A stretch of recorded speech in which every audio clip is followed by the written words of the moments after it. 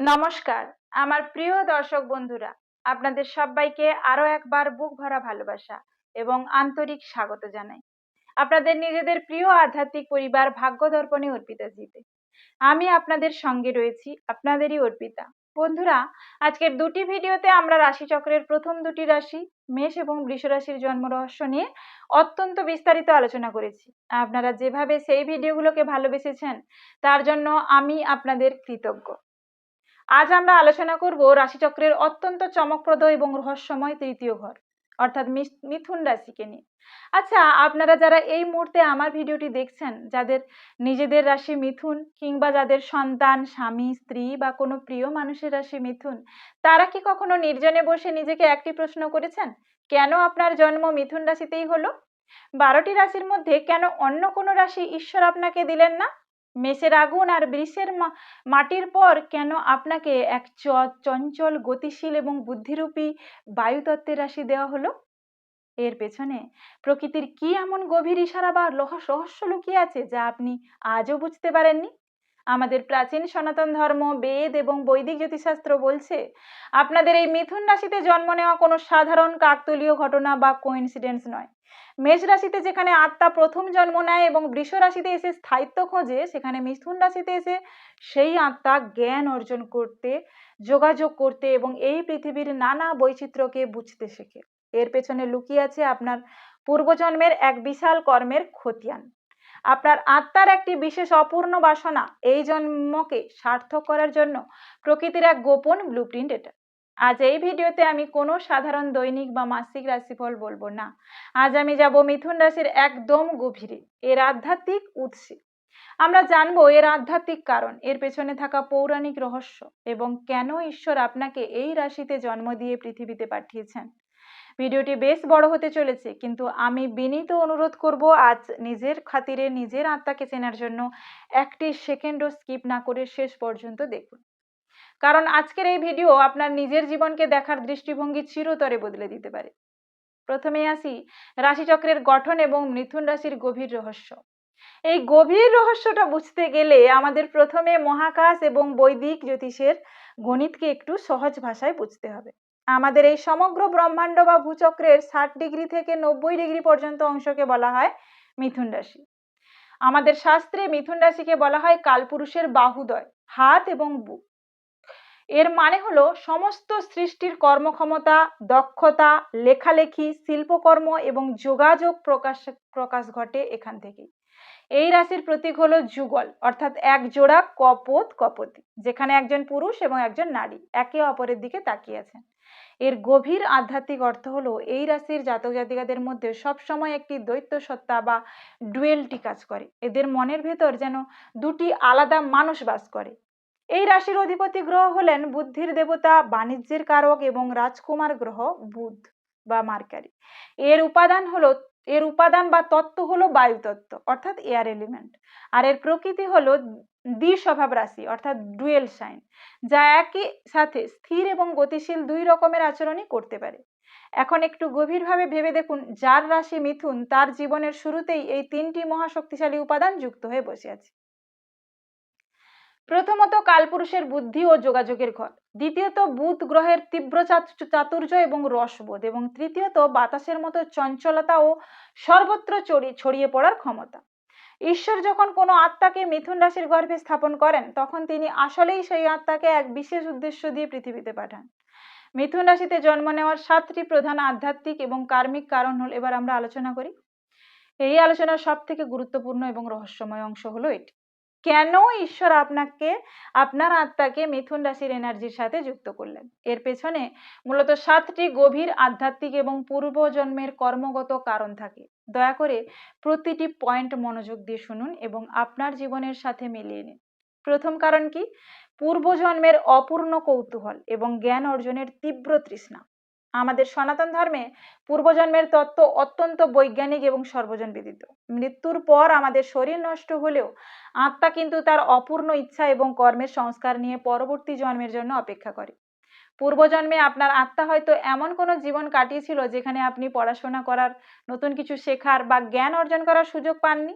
হয়তো আপনি এমন এক গণ্ডিবদ্ধ পরিবেশে ছিলেন যেখানে চারপাশের পৃথিবীটা জানার আপনার তীব্র ইচ্ছা থাকলেও তা অপূর্ণ থেকে গেছিল। আপনি মনের মধ্যে অনেক কেন, কিভাবে এই প্রশ্নগুলো নিয়েই শেষ নিঃশ্বাস ত্যাগ করেছিলেন। পূর্বজন্মের সেই অতৃপ্ত আত্মা যখন এই জন্মে নতুন দেহ ধারণের জন্য প্রস্তুত হচ্ছিল, তখনই ঈশ্বর তাকে মিথুন রাশি উপহার দিলেন। কারণ মিথুন হলো বুধের ঘর, যা জ্ঞান, বুদ্ধি এবং কৌতূহলের প্রতীক। ঈশ্বর আপনাকে এই রাশিতে জন্ম দিয়ে বলছেন, যাও বৎস, পূর্বজন্মে যে জ্ঞানের আলো থেকে তুমি বঞ্চিত ছিলে, এই জন্মে তা চারিদিক থেকে সংগ্রহ করো এবং নিজের কৌতূহল মিটিয়ে নাও। দ্বিতীয় কারণ হলো পূর্বজন্মের একাকিত্ব এবং যোগাযোগের আকুলতা। পূর্বজন্মে আপনার আত্মা হয়তো চরম একাকিত্ব বা নিঃসঙ্গতার মধ্য দিয়ে জীবন কাটিয়েছে। হয়তো আপনাকে এমন জায়গায় থাকতে হয়েছিল যেখানে আপনার মনের কথা প্রকাশ করার মতো কেউ ছিল না, অথবা আপনি মানুষের সাথে মন খুলে যোগাযোগ করতে পারেননি। আপনার আত্মা এই জীবনে এসে মানুষের সাথে মিশতে, বন্ধুত্ব করতে এবং নিজের মনের ভাবকে বাণীর মাধ্যমে চারিদিকে ছড়িয়ে দিতে চেয়েছিল। এই কারণে ঈশ্বর আপনাকে বায়ুতত্ত্ব এবং দ্বিস্বভাবের রাশি মেলবন্ধনে তৈরি করে মিথুন রাশিতে পাঠিয়েছেন। মিথুন রাশির জাতক জাতিকারা একাকিত্ব একদম সহ্য করতে পারেন না। তারা মানুষের সাথে কথা বলতে, আড্ডা দিতে এবং নতুন নতুন বন্ধু তৈরি করতে ভালোবাসেন। তৃতীয় কারণ হলো বুধ গ্রহের কার্মিক ঋণ এবং বাণীর অপব্যবহার সংশোধন করা। মিথুন রাশির অধিপতি হলেন বুধ। বুধকে শাস্ত্রে বলা হয় ঈশ্বরের দূত বা মেসেঞ্জার। পূর্বজন্মে আপনি হয়তো আপনার বুদ্ধি বা বাণীর অপব্যবহার করেছিলেন, কারোকে কথার জালে ফাঁসিয়ে ঠকিয়েছিলেন, অথবা কোনো ভুল তথ্য ছড়িয়ে কারোর ক্ষতি করতে চেয়েছিলেন। এই জন্মে ঈশ্বর বুধের হাত ধরে আপনাকে এই পৃথিবীতে পাঠিয়েছেন যাতে আপনি আপনার তীক্ষ্ণ বুদ্ধি এবং চরম বাকপটুতাকে সঠিক পথে ব্যবহার করতে পারেন। মিথুন রাশির জাতকদের মধ্যে মানুষকে কথার মাধ্যমে প্রভাবিত করার বা কনভিন্স করার এক অদ্ভুত ঈশ্বর প্রদত্ত ক্ষমতা থাকে। এই জন্মে আপনার উদ্দেশ্য হলো আপনার বাণীর মাধ্যমে সমাজকে আনন্দ দেওয়া এবং সঠিক তথ্য পৌঁছে দেওয়া। চতুর্থ কারণ হলো বহুমুখী প্রতিভা বা মাল্টিটাস্কিং এর কার্মিক দায়িত্ব। মিথুন রাশি যেহেতু দ্বিস্বভাব রাশি এবং এর প্রতীক যুগল, তাই পূর্বজন্মে আপনি হয়তো কোনো একটি নির্দিষ্ট কাজে আটকেছিলেন এবং জীবনের অন্যান্য বৈচিত্র্যকে উপভোগ করতে পারেননি। এই জন্মে প্রকৃতি আপনাকে বহুমুখী প্রতিভা দিয়ে পাঠিয়েছে। লক্ষ্য করে দেখবেন, মিথুন রাশির মানুষরা একসাথে অনেকগুলো কাজ করতে পারেন। তারা একই সাথে গান গাইতে পারেন, ব্যবসাও করতে পারেন, আবার পড়াশোনাতেও বেশ ভালো হতে পারেন। কোনো একটি মাত্র কাজে এদের মন বেশিক্ষণ আটকে থাকে না। ব্রহ্মাণ্ডের বৈচিত্র্যকে অনুভব করা এবং বহু কাজে নিজের দক্ষতা প্রমাণ করাই এদের অন্যতম কার্মিক দায়িত্ব। পঞ্চম কারণ কি? মানসিক তারুণ্য এবং খাপ খাইয়ে নেওয়ার পরীক্ষা। মেষ বা বৃষ রাশির মতো মিথুন রাশি কিন্তু সহজে একগুঁয়ে বা অনমনীয় হয় না। পূর্বজন্মে হয়তো আপনি চরম রক্ষণশীল মানসিকতার কারণে নতুন কোনো পরিবর্তনকে মেনে নিতে পারেননি, যার ফলে আপনার আত্মিক উন্নতি থমকে গিয়েছিল। তাই এই জন্মে ঈশ্বর আপনাকে বাতাসের মতো নমনীয়তা এবং একটি চিরতরুণ মন দিয়ে পাঠিয়েছেন। লক্ষ্য করে দেখবেন, মিথুন রাশির জাতক জাতিকাদের বয়স বাড়লেও এদের মনের ভেতরে শিশু সুলভ চঞ্চলতা বা তারুণ্য কিন্তু কমে না। যে কোনো নতুন পরিস্থিতি বা নতুন মানুষের সাথে এরা খুব দ্রুত খাপ খাইয়ে নিতে পারেন। ঈশ্বর এই জন্মে তাদের এই নমনীয়তার একটা বড় পরীক্ষা নেন। ষষ্ঠ কারণ কি? সম্পর্ক এবং সম্পর্কের দ্বৈততা বোঝা। মিথুন রাশির প্রতীক যেহেতু পুরুষ ও নারীর এক জোড়া যুগল, তাই এদের জীবনে সম্পর্ক এক বিশাল বড় ভূমিকা পালন করে। পূর্বজন্মে হয়তো আপনি সম্পর্কের মূল্য বোঝেননি, অথবা কোনো প্রিয় মানুষকে অবহেলা করেছিলেন। এই জন্মে আপনার আত্মা সম্পর্কের গভীরতা, একই সাথে সম্পর্কের জটিলতাও বুঝতে এসেছে। মিথুন রাশির জাতকদের জীবনে প্রায়শই বন্ধু বা প্রেমের ক্ষেত্রে এক ধরনের দ্বৈততা আসে। তারা অনেক সময় বুঝতেই পারেন না যে তারা ঠিক কাকে চান। এই বিভ্রান্তি আসলে তাদের আত্মাকে সঠিক মানুষ চেনার এবং সম্পর্কের আসল অর্থ বোঝার শিক্ষা দেন। সপ্তম কারণটা কি? মানসিক চঞ্চলতা জয় করার আধ্যাত্মিক পরীক্ষা। ঈশ্বর যখন আপনাকে অনেক বেশি বুদ্ধি এবং প্রখর চিন্তা শক্তি দেন, তখন সাথে সাথে একটি বড় মানসিক পরীক্ষাও জুড়ে দেন। মিথুন রাশির জাতকদের এই জন্মে পাঠানোর আরেকটি বড় কারণ হলো তাদের নিজেদের চঞ্চল মনকে একাগ্র বা শান্ত করার পরীক্ষা। মিথুন রাশির মানুষরা খুব দ্রুত এক বিষয় থেকে অন্য বিষয়ে মন পরিবর্তন করেন।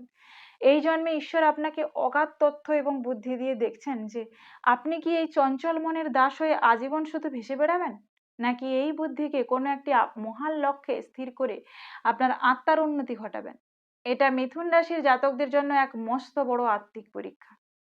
মিথুন রাশির ভেতরের আলো কি কি, ঈশ্বর দত্ত অলৌকিক শক্তি কি কি? বন্ধুরা, ঈশ্বর যখন আপনাকে মিথুন রাশিতে পাঠিয়েছেন তখন তিনি আপনাকে শুধু পরীক্ষায় নেননি, তার সাথে আপনাকে এমন কিছু বিশেষ পাওয়ার বা ঈশ্বর প্রদত্ত শক্তি দিয়েছেন যা অন্য রাশির মানুষরা সহজে কিন্তু পায় না। প্রথম শক্তি হলো চমৎকার রসবোধ এবং হিউমার। মিথুন রাশির মানুষরা যে কোনো গভীর বা বিষণ্ণ পরিবেশকে নিজেদের রসবোধ এবং মজার কথা দিয়ে হালকা করে নিতে পারেন। এদের পরিস্থিতি যে কোনো আড্ডায় প্রাণ সঞ্চার করে। এরা খুব ভালো বক্তা বা এন্টারটেইনার হতে পারেন। দ্বিতীয় শক্তি হলো তীব্র ও দ্রুত সিদ্ধান্ত নেওয়ার বুদ্ধি। বুধের প্রভাবে এদের মগজ কম্পিউটারের মতো দ্রুত কাজ করে। যে কোনো জটিল সমস্যাকে এরা খুব সহজে সরলভাবে বিশ্লেষণ করতে পারেন। পরিস্থিতি দেখে খুব দ্রুত কি পদক্ষেপ নিতে হবে তা এদের চেয়ে ভালো কেউ বুঝতে পারে না। তৃতীয় শক্তি হলো আজীবন শেখার মানসিকতা। মিথুন রাশির মানুষরা কখনোই বুড়ো হন না, কারণ এদের শেখার ইচ্ছা কখনো মরে না। 60 বছর বয়সে গিয়েও এরা নতুন কোনো টেকনোলজি বা নতুন কোনো ভাষা শেখার জন্য আগ্রহ দেখাতে পারেন। এই আজীবন বিদ্যার্থী হওয়ার গুণই এদের সব সময় প্রাসঙ্গিক এবং সফল লাগে।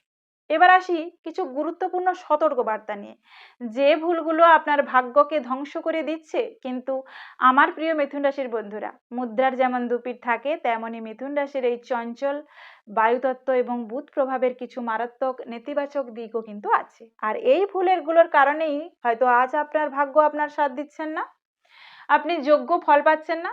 একটু ঠান্ডা মাথায় মিলিয়ে দেখুন তো এই ভুলগুলো আপনারা নিজেদের জীবনে প্রতিনিয়ত করছেন কিনা। 1. ফোকাসের অভাব এবং দ্বিধা দ্বন্দ্ব। মিথুন রাশির সবচেয়ে বড় শত্রু হলো তাদের অতিরিক্ত চিন্তা করার অভ্যেস এবং কোনো একটি সিদ্ধান্তে স্থির না থাকতে পারা। এদের সামনে দুটি রাস্তা এলে এরা চরম বিভ্রান্তি হয়ে পড়েন যে কোন দিকে যাবেন। এই দ্বিধাদ্বন্দ্বের কারণে আপনারা জীবনের অনেক বড় বড় সুবর্ণ সুযোগও হাতছাড়া করে ফেলেন। 2. কি কাজের গভীরতায় না যাওয়া। যেহেতু আপনারা সবকিছুই একটু একটু করে জানতে ভালোবাসেন, তাই অনেক সময় কোনো বিষয়ের গভীরে আপনারা প্রবেশ করতেই চান না বা করেন না। আপনারা অনেক বিষয়ে জ্যাক অফ অল ট্রেন্ডস হয়ে যান, কিন্তু কোনো একটি বিষয়ে মাস্টার হতে পারেন না। এই উপরি উপরি জ্ঞানের কারণে কেরিয়ারে অনেক সময় বড় সাফল্য আসতে গিয়ে থমকে যায়। 3 নম্বর কি বাণীর অপব্যবহার ও গসিপ করা। বুধের প্রভাবে কথা বলতে আপনারা খুব ভালোবাসেন, কিন্তু অনেক সময় এই অবচেতন ভাবেই আপনারা অন্যের সমালোচনা, পরচর্চা, পরনিন্দা করার মতো সমস্যায় জড়িয়ে পড়েন। এই এক জায়গার কথা অন্য জায়গায় বলার এই স্বভাব কিন্তু আপনার বুধ গ্রহকে সম্পূর্ণ নষ্ট করে দেয় এবং আপনার নিজের সম্মানহানি ঘটায়।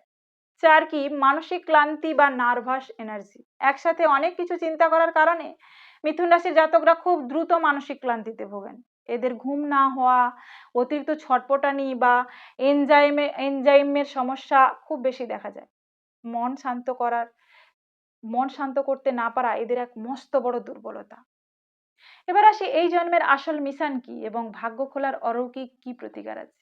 এই মিথুন রাশির জাতক হিসেবে আমাদের এই জন্মের আসল উদ্দেশ্য বা লাইফ মিশনটা কি সেটাই জানবো। ঈশ্বর আমাদের থেকে ঠিক কি চান। আপনার জীবনের আসল উদ্দেশ্য হলো আপনার ভেতরের যে বাণীর শক্তি এবং বুদ্ধি রয়েছে তাকে বিভ্রান্তি ছড়ানোর কাজে ব্যবহার না করে জ্ঞান এবং আনন্দ ছড়ানোর কাজে লাগানো। আপনার মনের চঞ্চলতাকে ধ্যান বা একাগ্রতার মাধ্যমে শান্ত করতে হবে। আপনাকে বুঝতে হবে যে সব নৌকায় একসাথে পা দিলে ডুবে যেতে হয়। তাই জীবনে যে কোনো একটি নির্দিষ্ট লক্ষ্য স্থির করুন এবং তাতে স্থির থাকুন। আপনাদের জীবনের সমস্ত বাধা কাটাতে, কেরিয়ারে এবং ব্যবসায় চরম উন্নতি করতে এবং বুধ গ্রহকে অত্যন্ত শুভ ও বলবান করতে আমি কয়েকটি অত্যন্ত সহজ কিন্তু অলৌকিক প্রতিকার বলে দিচ্ছি। এগুলো নিয়ম মেনে করলে আপনার ভাগ্য আয়নার মতো উজ্জ্বল হয়ে উঠবে। প্রথম অলৌকিক প্রতিকারটি কি? প্রতি বুধবার গণেশজির আরাধনা করুন। বুধবার দিন গণেশজিকে দুর্বা ঘাস এবং লাড্ডু অর্পণ করুন এবং ওম গং গণপতয়ে নমঃ মন্ত্রটি জপ করুন। মিথুন রাশির জন্য গণেশজির আরাধনা হলো সমস্ত বিঘ্ননাশের মহৌষধি। দ্বিতীয় অলৌকিক প্রতিকারটি কি? সবুজ রঙের ব্যবহার বাড়ান। গাছপালার পরিচর্যা করুন। বুধ গ্রহ প্রকৃতির সবুজ রং পছন্দ করেন। আপনার বাড়িতে ছোট ছোট ইনডোর প্ল্যান্ট রাখুন এবং প্রতিদিন সেগুলোতে জল দিন। এতে আপনার মানসিক অস্থিরতা দূর হবে এবং বুধও শুভ ফল দেবে। তৃতীয় অলৌকিক প্রতিকারটি কি? একটি বৈদিক মন্ত্র, বিশেষ মন্ত্র। আপনারা প্রতিদিন সকালে স্নান সেরে সবুজ বা হালকা রঙের আসনের উপর বসে 108 বার জপ করতে পারেন। মন্ত্রটি হলো ওম বুম বুধায় নমঃ। এই মন্ত্র জপে বুদ্ধির বিকাশ ঘটে, পড়াশোনায় মনোযোগ বাড়ে, ব্যবসায়ীদের ক্ষেত্রেও অভাবনীয় উন্নতি আসে।